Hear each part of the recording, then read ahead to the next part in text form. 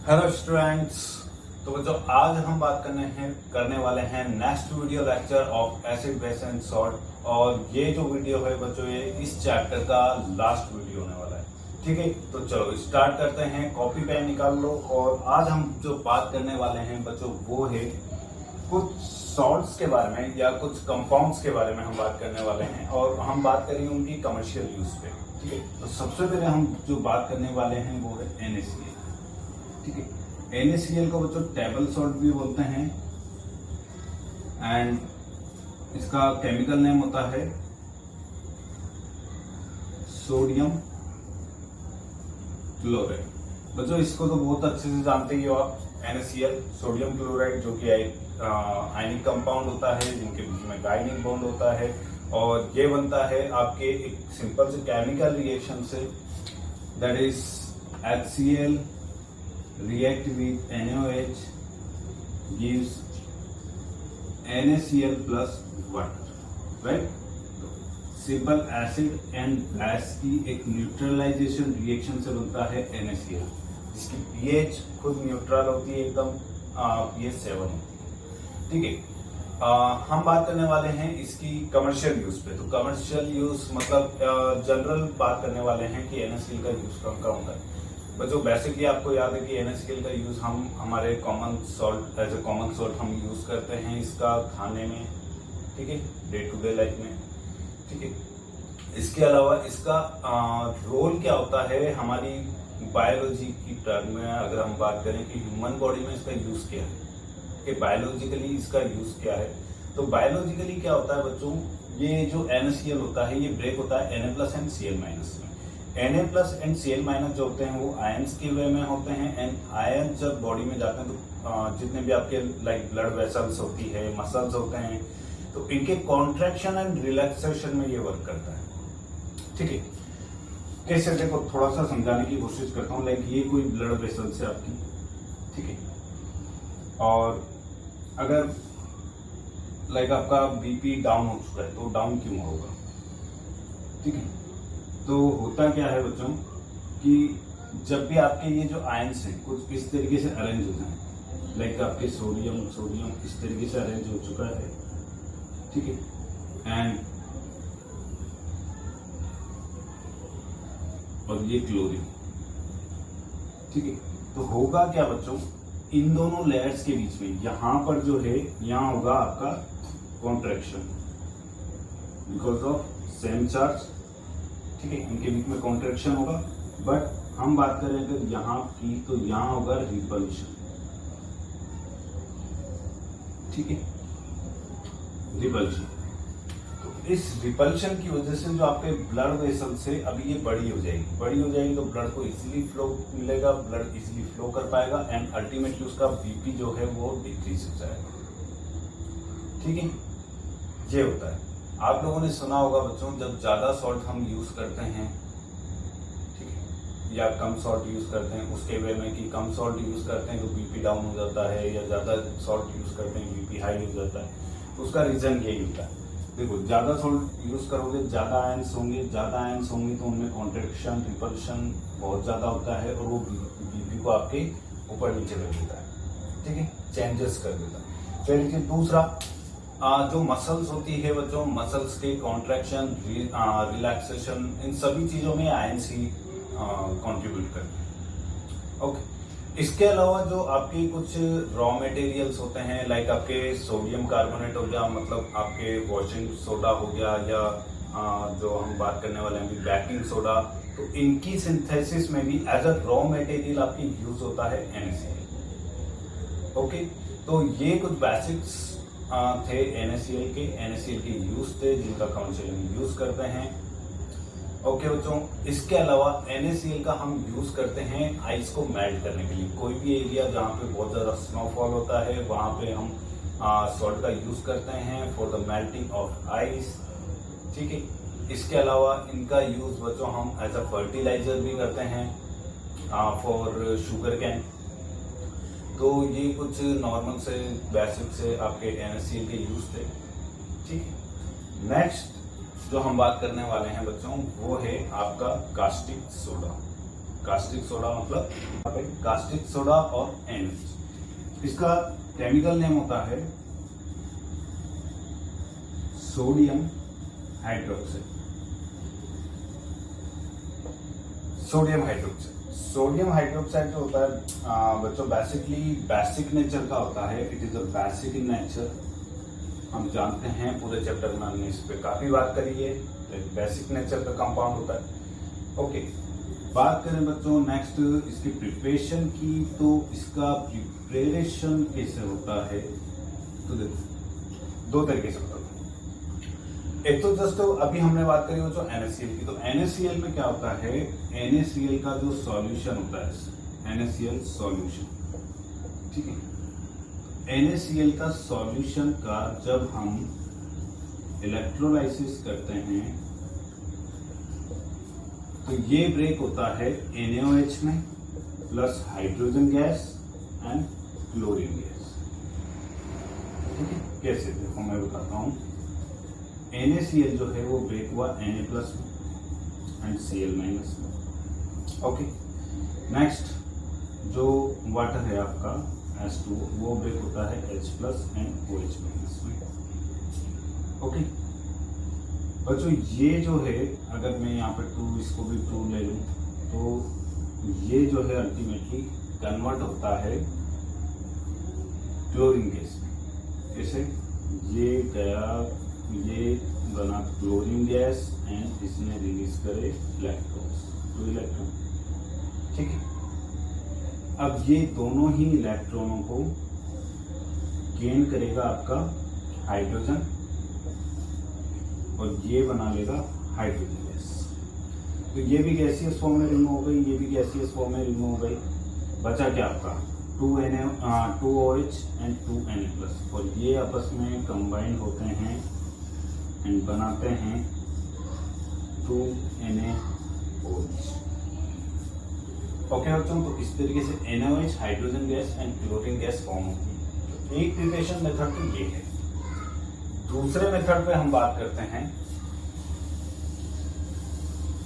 तो दूसरा मेथड है बच्चों, आप लोगों ने सुना होगा अमलगम के बारे में, कभी अमलगम का नाम सुना होगा बच्चों। अमलगम में क्या होता है, जो आपका NaCl होता है, ठीक है। NaCl ब्रेक होता है Na+ में प्लस Cl माइनस में, Cl माइनस अगेन कन्वर्ट होगा Cl2 गैस में, ये रिमूव हो गया, ठीक है। प्लस सेम आपके हाइड्रोजन गैस बनी। बचा आपका, अगर वाटर तो वाटर नहीं लेना, वैसे NaCl ही लेना होता है। ब्रेक होता है Na+ एंड Cl माइनस में, Cl2 गैस रिमूव। या सिंपली आप सोडियम ले सकते हो सीधा। ओके, तो सोडियम बच्चों ये ब्रेक होगा आपका, हाँ यहाँ Na+ था, Na+ में, ठीक। ये Na+ इलेक्ट्रॉन गेन करेगा जो इसने रिमूव करे हैं 2 इलेक्ट्रॉन्स, तो दोनों इलेक्ट्रॉन में गेन करेगा। प्लस साथ में इसकी रिएक्शन करवाएंगे हम मरकरी से, तो यहाँ जो प्रोडक्ट बनेगा दैट इज NaHg। इसे बोलते हैं हम sodium amalgam, sodium amalgam. And इस सोडियम अमलगम को, NaHg को, जब हम रिएक्ट करवाते हैं वाटर से, तो ये ब्रेक होता है NaOH में, ये फॉर्म करता है NaOH plus Hg, that is mercury and hydrogen gas। Okay बच्चों,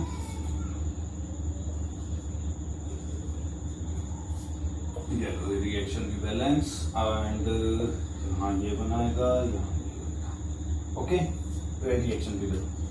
तो ये इसकी पूरी प्रिपरेशन होती है। 2 मेथड हैं प्रिपरेशन के। एक तो आप NaCl के सॉल्यूशन से बना सकते हो, जिसे हम ब्रांड सॉल्यूशन भी बोलते हैं, और एक होता है आपका NaCl से आप बना सकते हो Na+ एंड Cl- में ब्रेक हुआ। Cl- again convert into chlorine gas, 2 electron lose करेगी, दोनों इलेक्ट्रॉन गेन करेंगे sodium ion and combine with mercury.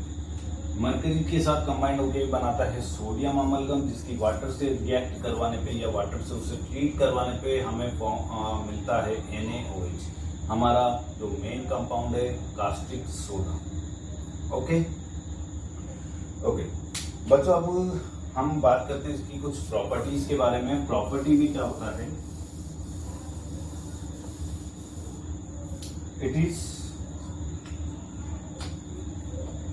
Property के बारे में, तो इट इज वाइट क्रिस्टलाइन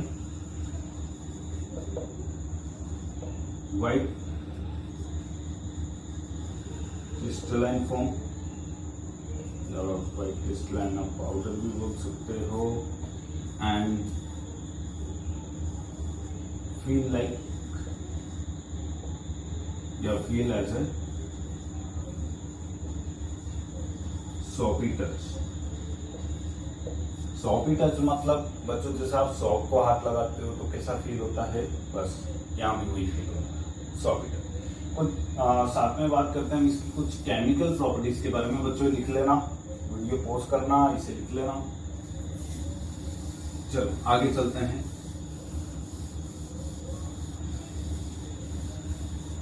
हम बात करने वाले हैं बच्चों NaOH की कुछ केमिकल प्रॉपर्टीज के बारे में, ठीक है। NaOH में क्या होता है, कुछ केमिकल प्रॉपर्टी के बारे में बात करें, लाइक जैसे अगर मैं NaOH है बच्चों, आपको पता है बेस होता है, इसकी आप किसी भी एसिड से रिएक्शन करवाओगे तो जो प्रोडक्ट बनने वाला है that is salt plus water, right.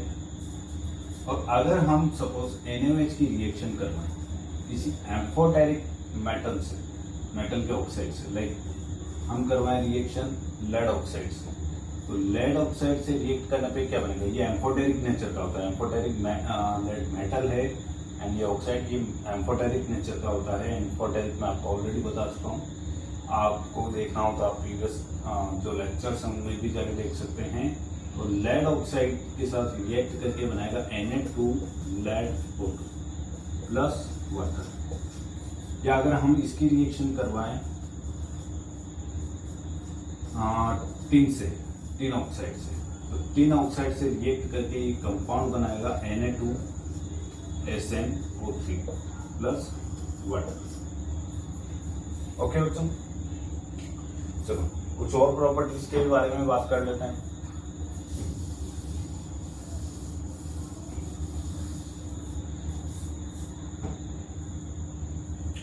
तो बच्चों जब हम इसकी रिएक्शन करवाते हैं NaOH की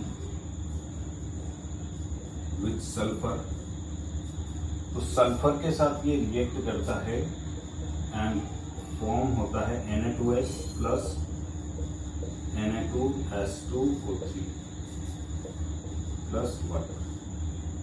ओके, एंड अगर हम इसकी रिएक्शन करवाएं NaOH की सिलिकॉन से SI, तो प्रोडक्ट फॉर्म होगा Na2SiO3 plus water. Okay, and बच्चों अगर चलो इसकी कुछ और रिएक्शन भी देखते हैं। अगर हम इसकी रिएक्शन करवाते हैं हैलोजन से, नॉन मेटल हैलोजन से, हैलोजन आपको पता होगा बच्चों, फ्लोरीन, क्लोरीन, ब्रोमीन, आयोडीन, इसे हम हैलोजन्स बोलते हैं। अगर हम NaOH की रिएक्शन करवाते हैं ब्रोमीन से, जहां हम NaOH को लेते हैं कोल्ड एंड डाइल्यूट फॉर्म में, तो जो प्रोडक्ट फॉर्म होगा that is NaBr plus NaBrO।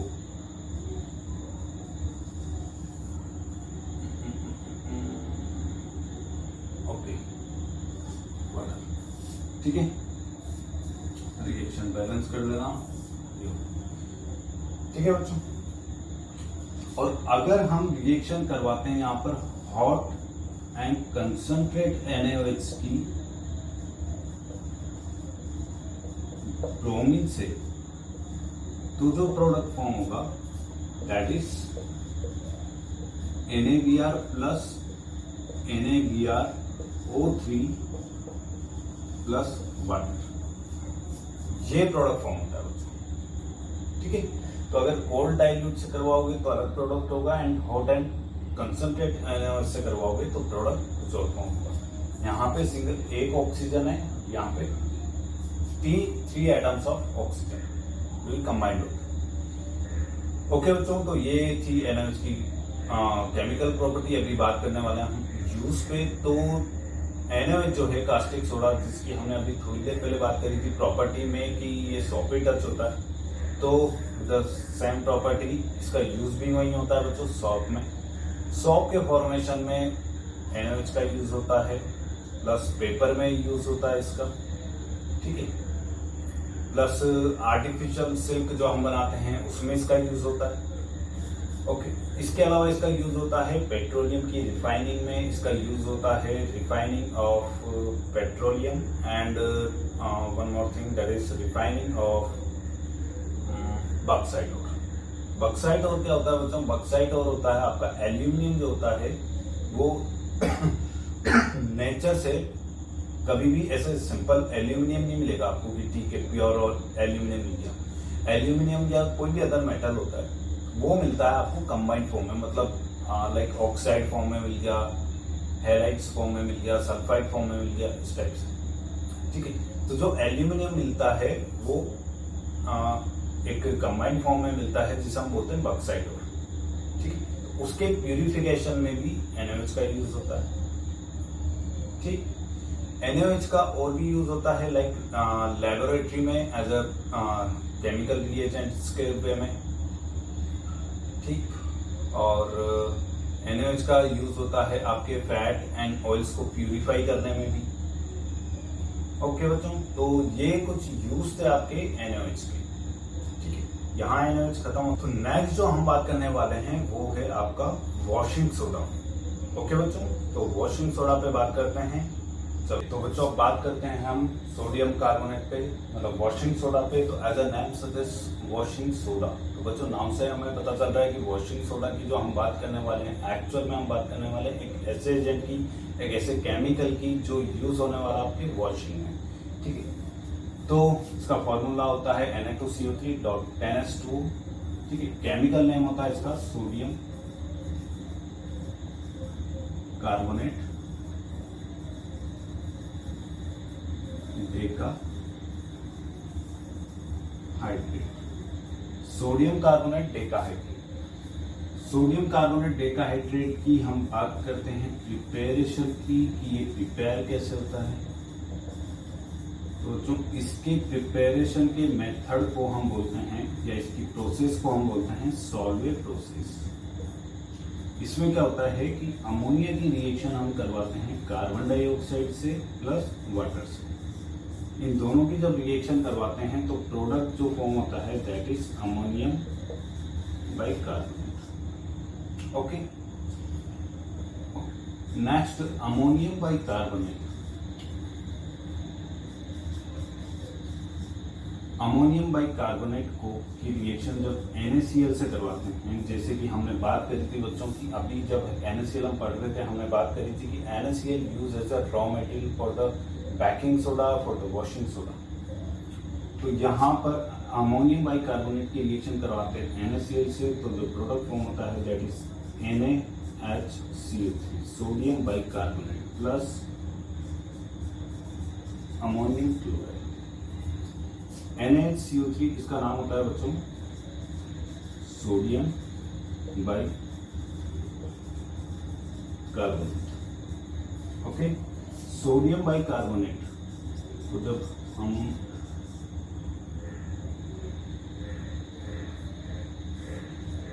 Heat करते हैं 370, इसको जब हीट करते हैं तो ये कन्वर्ट हो जाता है आपका Na2CO3 plus CO2 plus water, ये कंपाउंड होता है। And Na2CO3 is a washing soda, क्योंकि बच्चों ये एक सॉल्ट होता है और सॉल्ट को जब क्रिस्टलाइन फॉर्म में लाते हैं तो प्रोडक्ट बनता है Na2CO3.10H2 crystalline form.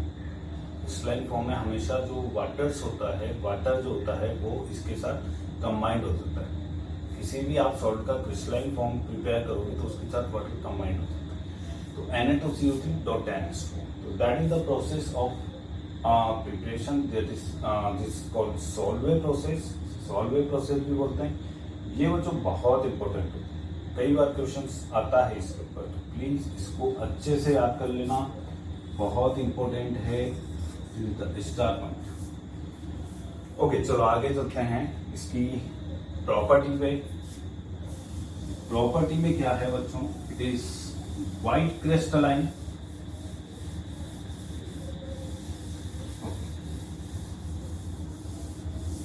It is white crystalline in powder form, ठीक है। और जब हम इसे हीट करते हैं, ठीक है, Na2CO3.10H2, और जो जब इसे हम हीट करते हैं 373 केल्विन टेम्परेचर पे, ये कन्वर्ट हो जाता है Na2CO3 में, एंड Na2CO3 को हम बोलते हैं सोडा ऐश, ठीक है, इसे सोडा ऐश भी बोलते हैं। अब बात करते हैं इसके यूजेस पे। तो यूजेस क्या है बच्चों, ऑब्वियसली वॉशिंग सोडा है तो इसका use as a cleaning agent, cleansing agent होता है, ठीक है। इसके अलावा इसका यूज फॉर द आपके सॉप में होता है, ड्राई सॉप पाउडर में होता है इनका यूज, ओके। इसके अलावा इसका यूज होता है ग्लास इंडस्ट्री में, इसका यूज होता है आपके फोटोग्राफी में, पेपर इंडस्ट्री में, टेक्सटाइल इंडस्ट्री में, ठीक है। और इसका ये यूज, ठीक है। तो ये कुछ यूजेस हैं बच्चों इसके, जो सोडियम कार्बोनेट के, सोडियम कार्बोनेट 10H2O के, जो कि है आपका वॉशिंग सोडा। एंड नेक्स्ट जो हम बात करने वाले हैं वो है आपका वॉशिंग सोडा के बाद बेकिंग सोडा, ठीक है। तो स्टार्ट करते हैं। ओके बच्चों, तो अब बात करते हैं नेक्स्ट कंपाउंड पे, that is baking soda. Baking soda का केमिकल नेम होता है sodium bicarbonate, sodium bicarbonate. Sodium bicarbonate बच्चों आपको दिख रहा है कि ये प्रिपेयर कैसे होता होगा। लाइक अभी हमने जो बात करी थी सॉल्वे प्रोसेस की, सॉल्वे प्रोसेस में भी यही प्रोडक्ट बना था NaCO3, ये भी बिल्कुल वैसे होता है, ठीक है। कि आपने लिया अमोनिया, उसके साथ लिया CO2 प्लस लिया वाटर, दोनों की रिएक्शन, तीनों की रिएक्शन करवाई, इससे प्रोडक्ट बना अमोनियम बाइकार्बोनेट। अमोनियम बाइकार्बोनेट को, अमोनियम बाइकार्बोनेट की रिएक्शन हमने करवाई NaCl से, एंड प्रोडक्ट बना आपका सोडियम बाइकार्बोनेट, ओके। तो ये था बच्चों बेकिंग सोडा का प्रिपरेशन। बेकिंग सोडा के प्रिपरेशन के बाद अब बात करते हैं इसकी कुछ फिजिकल प्रॉपर्टी की। तो फिजिकल प्रॉपर्टी के वे में भी बच्चों ये बिल्कुल सेम होता है, as a white crystalline powder form, ठीक है। एंड बात करें इसके यूजेस की, तो बेकिंग सोडा का जो मेन यूज होता है, ठीक है, बेकिंग सोडा का एक ही यूज होता है और वो है कि बेकिंग सोडा का यूज बेकिंग पाउडर बनाने में होता है, ओके। बेकिंग सोडा एक अलग चीज होती है, बेकिंग पाउडर एक अलग चीज होती है, ठीक है। तो बेकिंग सोडा का यूज होता है बेकिंग पाउडर बनाने में। कैसे देखते हैं। बेकिंग सोडा से जो हम बनाने वाले हैं बेकिंग पाउडर, तो बच्चों baking soda and baking powder में होता यह है कि बेकिंग सोडा होता है NaCO3 एंड बेकिंग पाउडर होता है mixture. Baking powder is a mixture of two different compound.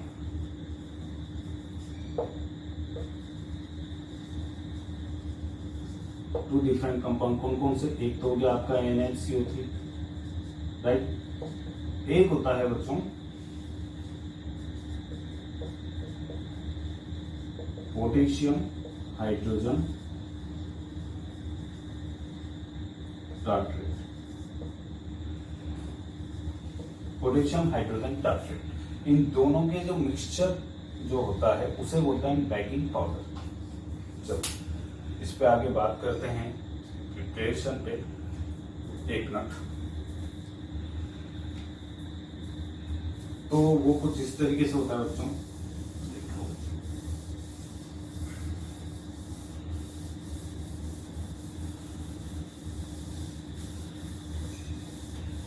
चलो बात करते हैं। तो इसका फॉर्मूला होता है लाइक दिस, OH, यहाँ आ जाएगा आपका COOH,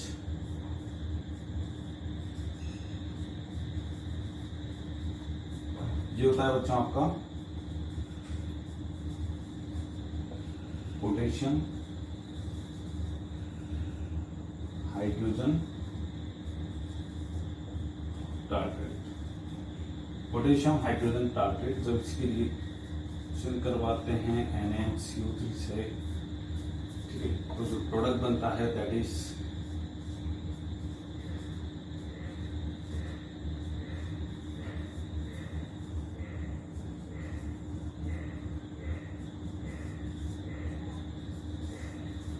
ओके बच्चों, ये रिएक्शन होता है।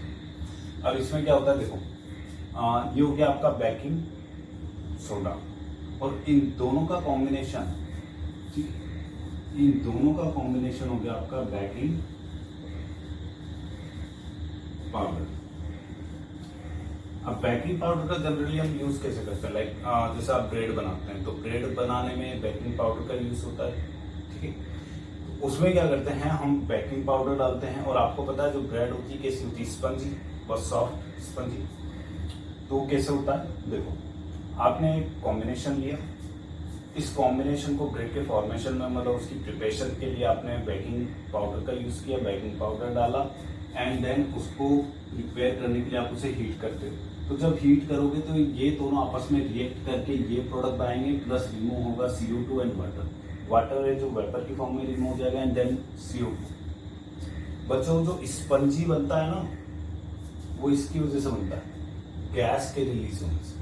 गैस रिलीज जब उसमें से होती है तो वो स्पंजी बन जाती है, सॉफ्ट बनती है। ओके, तो ये इसका यूज था बेकिंग सोडा का, and this is the preparation of baking powder. अब बेकिंग पाउडर के अगर हम यूज की बात करें कि बेकिंग पाउडर का और बेकिंग सोडा का यूज कहाँ पर होता है, तो एक तो यूज होता है यहाँ पर, उसका यूज होता है बेकिंग पाउडर के फॉर्मेशन में। एक और यूज होता है, उसका यूज होता है as a fire extinguisher.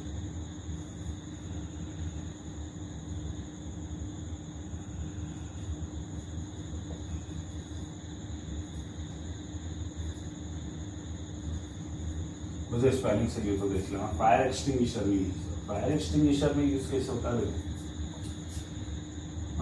First तो मैं आपको बता दूं बच्चों, ये वाला जो कंसेप्ट है मतलब फायर एक्सटिंग्विशर का, ये कंसेप्ट काफी ओल्ड है, अभी करंटली इसका यूज नहीं होता।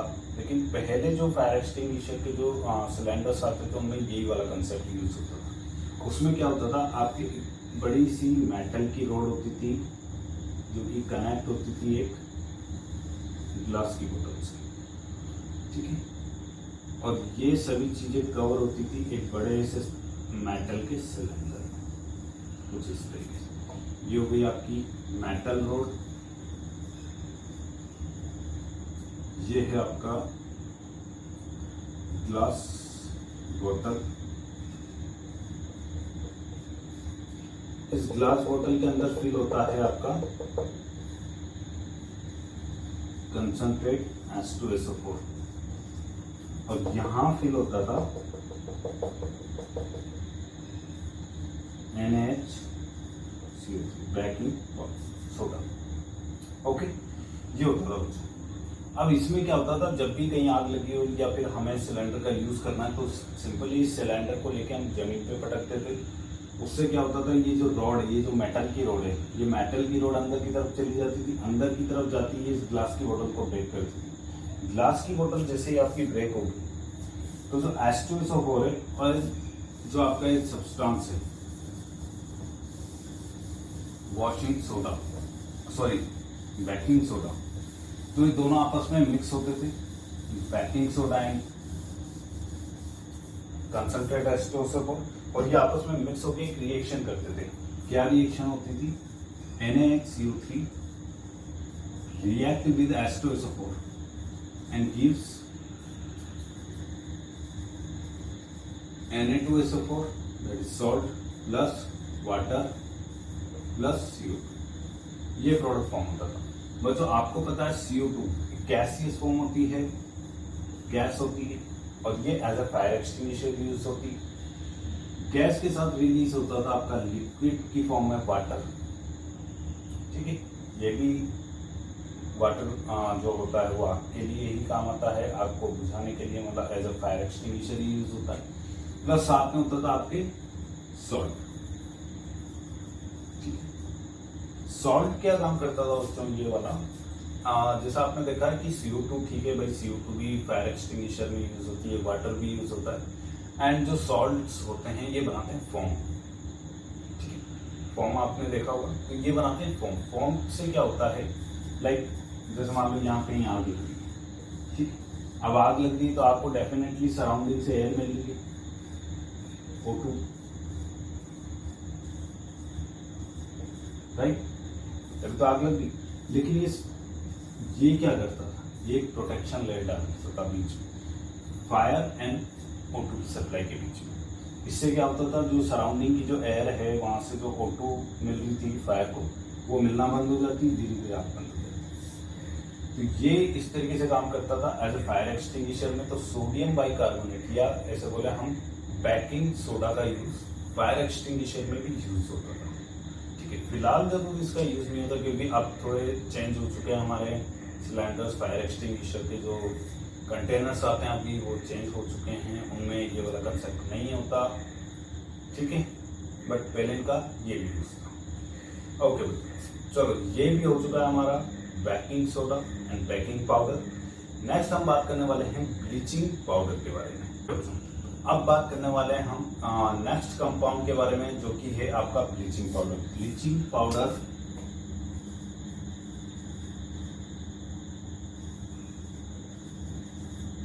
ब्लीचिंग पाउडर जो होता है बच्चों, उसका फॉर्मूला होता है CaOCl2, या आप इसे ऐसे भी लिख सकते हो CaOCl,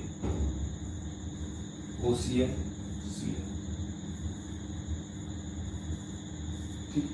इसका जो कॉमन जो नेम होता है नॉर्मली, इसे हम क्लोरीनेटेड लाइम भी बोल सकते हैं,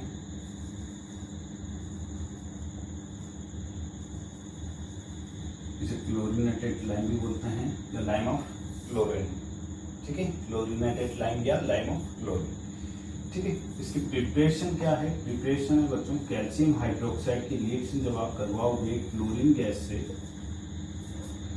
तो यहाँ जो कंपाउंड बनेगा दैट इज CaOCl2, ओके। ये होता है हमारा bleaching agent.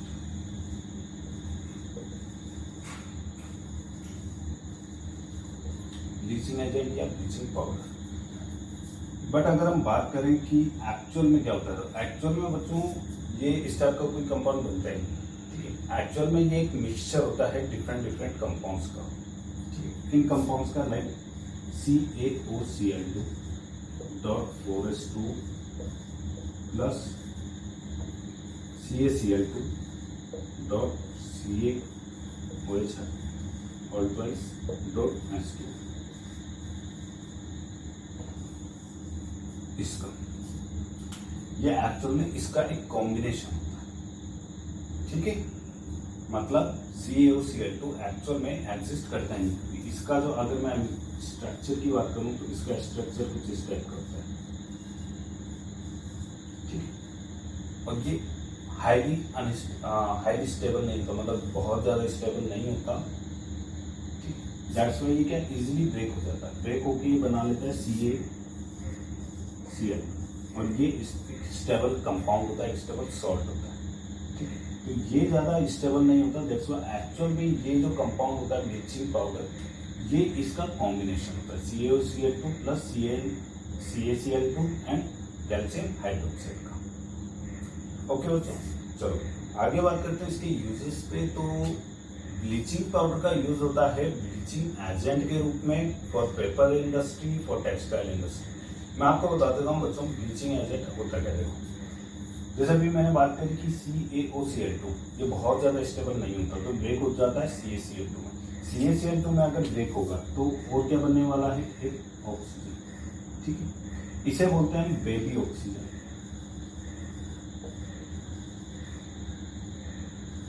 Baby oxygen, baby oxygen का यूज क्या होता है बच्चों, आपकी कोई भी चीज हो, लाइक पेपर हो, आपके क्लोथ्स हो, ठीक है, या आपकी स्किन हो, हेयर्स हो, ये इन सबका कलर चेंज कर देता है, इन्हें सबको कलरलेस बना देता है। Colourless means something like white colour या व्हाइट क्रीमिश कलर बना देता है। सब उसका कोई भी कलर हो वो कलर रिमूव कर देगा, ये इसका वर्क होता है, ठीक है।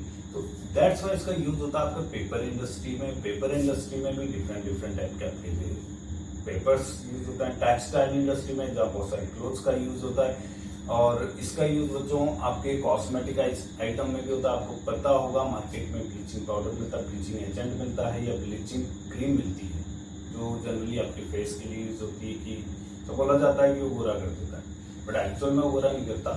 होता क्या है कि जैसे आपने उसको अपने फेस पे अप्लाई किया तो फेस पे बहुत छोटे छोटे से हेयर्स होते हैं। मैं जेंट्स की बात नहीं कर रहा, लेडीज की बात कर रहा हूँ, ठीक है।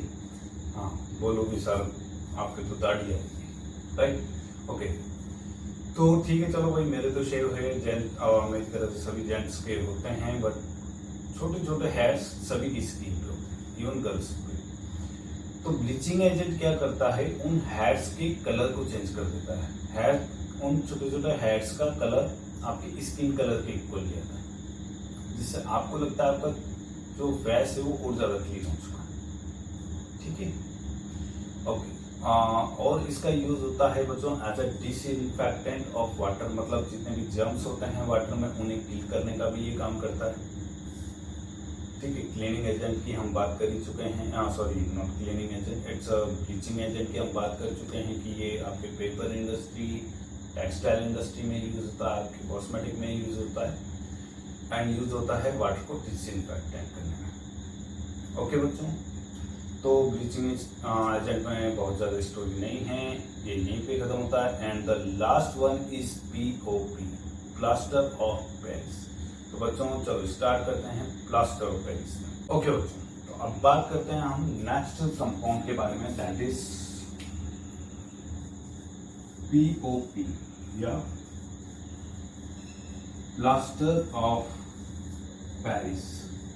बच्चों as a name suggest, Paris मतलब ये जो कंपाउंड फॉर्म हुआ है, ये जो डिस्कवर हुआ है, ये पेरिस में हुआ है, दैट्स वाई इसका नाम हम प्लास्टर ऑफ पेरिस बोलते हैं, ओके। प्लास्टर ऑफ पेरिस बना कैसे है, ठीक है। चलो इसके फॉर्मूले की बात करते हैं पहले, that is calcium sulphate dot ½ H2। अब ये ½ H2 के बारे में बात करेंगे सर, ये ½ H2 क्या होता है, ओके। पहले बात करते हैं प्रिपरेशन की, प्रिपेयर कैसे होता है। प्रिपरेशन में क्या होता है बच्चों, कंपाउंड होता है that is calcium sulphate dot 2H2, इसे बोलते हैं जिप्सम, ओके। जिप्सम एक टाइप का कंपाउंड होता है, कैल्शियम सल्फेट डॉट 2H2 इसका फॉर्मूला है। तो इसको जब हम हीट करते हैं एट 373 केल्विन टेम्परेचर पे, तो ये कन्वर्ट होता है calcium sulphate dot ½ H2 and ½ H2 means POP, ठीक। अब बात करते हैं ½ H2 का मतलब क्या है। ½ H2 एक्चुअली क्या है बच्चों, देखो ½ H2 तो पॉसिबल नहीं है कि आधा मॉलिक्यूल, लेकिन ये कुछ इस तरीके से होता है,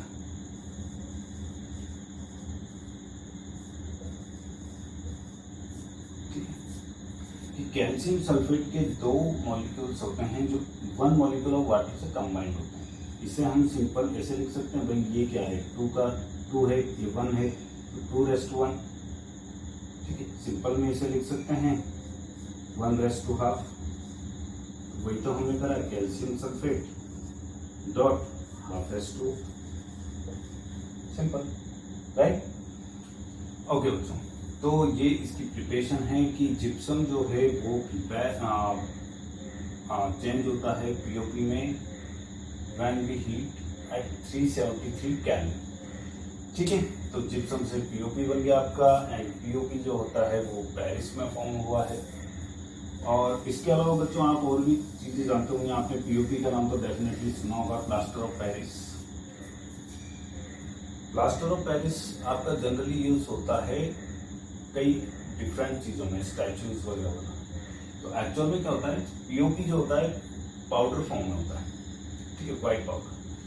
एंड इस व्हाइट पाउडर की प्रॉपर्टी ये होती है कि जब आप इसे वाटर के साथ अगेन कंबाइन करोगे, पीओपी अगेन वाटर के साथ कंबाइन करोगे, तो ये वापस जिप्सम बना लेगा और ड्राई होने पर ये बहुत हार्ड हो जाता है। ठीक है, आप लोगों ने कई बार देखा होगा पीओपी की स्टैचूज वगैरह, ठीक है, वहां पे जो भी स्टैचूज होते हैं वो एक्चुअली पीओपी के बने होते हैं। पीओपी के किस तरीके से बने होते हैं देखो, लाइक आपने पीओपी लिया कैल्शियम सल्फेट डॉट ½ ठीक है बच्चों, जब इसको हम कंबाइन करेंगे विद वाटर तो ये कन्वर्ट हो जाता है,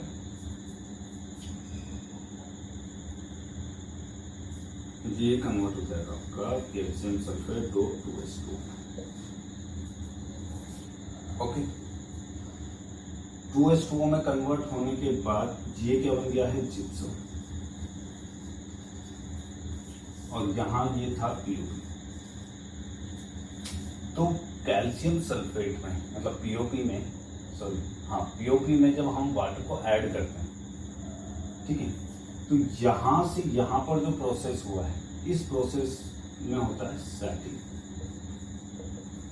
सेटिंग मीन्स यहां हम जो पीओपी होता है उसे एक स्ट्रक्चर देते हैं।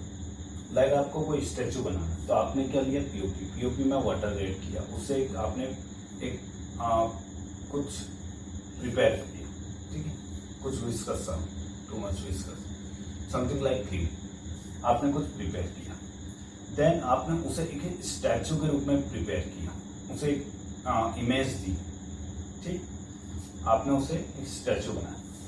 तो यहां से यहां तक जो प्रोसेस हुआ है दैट इज कॉल्ड सेटिंग। यहां पर वो सेट होता है, आप उसे कोई भी स्ट्रक्चर दे सकते हैं, उससे जो बनता है दैट इज जिप्सम। और ये जिप्सम की भी बच्चों दो डिफरेंट टाइप की फॉर्म होती है। इस फॉर्म को बोलते हैं ऑर्थो रोम्बिक, ऑर्थोरोम्बिक, ठीक है, ये है orthorhombic form. And orthorhombic form कुछ टाइम बाद कन्वर्ट होती है calcium sulphate dot 2s2, but यहां इसकी फॉर्म चेंज हो जाती है, दैट इज मोनोक्ले। ये फॉर्म होती है, फॉर्म लाइक आप ऐसे बोल सकते हो कि ये अपनी स्ट्रक्चर चेंज कर देते हैं, स्ट्रक्चरल चेंज।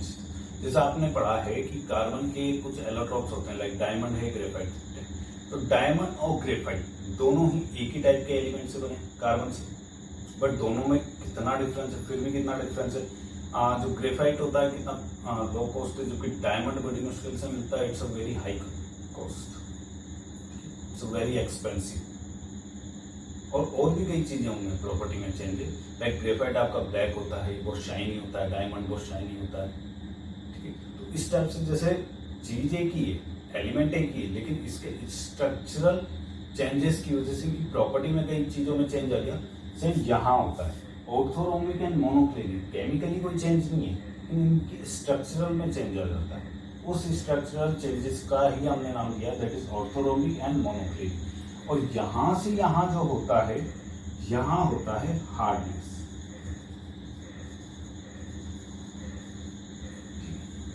यहां आपका वही स्ट्रक्चर या जो भी स्टैचू आपने बनाया वो बहुत ज्यादा हार्ड हो जाता है, ठीक है।